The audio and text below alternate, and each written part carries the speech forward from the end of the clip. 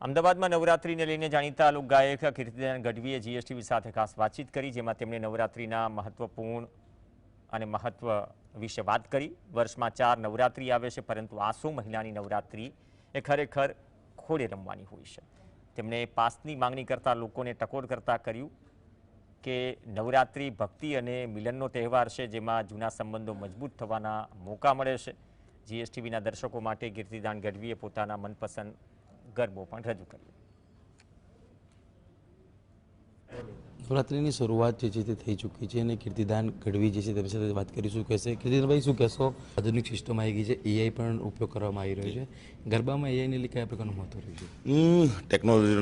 ટેકનોલોજીનો ઉપયોગ કરવો જોઈએ, કારણ કે સમાજ દિન પ્રતિદિન પ્રગતિ દોડી રહ્યો છે, સમાજ અને દુનિયા। તો આપણે એના તાલમાં તાલ મિલાવી અને દરેક ટેકનોલોજીનો સદુપયોગ કરવો જોઈએ।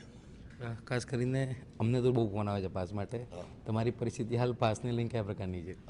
પાસ એક વ્યવસ્થા છે, પાસની એટલી બધી દોડાદોડી થાય છે, એવા નવા સંબંધો તાજા થાય છે કે આખા વર્ષ દરમિયાન કેટલા વ્યક્તિઓના ફોન ન આવતા હોય। સંબંધો તાજા કરવાનું આ ક્ષેત્ર છે। બિલકુલથી કીર્તિદાનભાઈ, જીએસટીવીના દર્શક મિત્રો માટે એક 2 લાઈન ગરબાની। જીએસટીવીના દર્શકોને નવરાત્રિની ખૂબ ખૂબ શુભકામનાઓ અને માતાજીના એક ગરબાની એક વાત કરું તો, આજ ગગનથી ચંદન ઢોળાય રે, સૈયર મને આસોના ભણકારા થાય, કોઈ આવતું ક્ષિતિજથી પરખાય રે, આછા ચાંદનીના ચમકારા થાય, સૈયર મને આસોના ભણકારા થાય।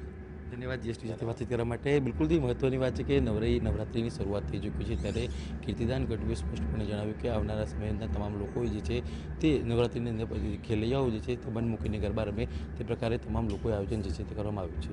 કેમેરામેન મિત પર સાથે જતીન બારોટ, જીએસટીવી, અમદાવાદ।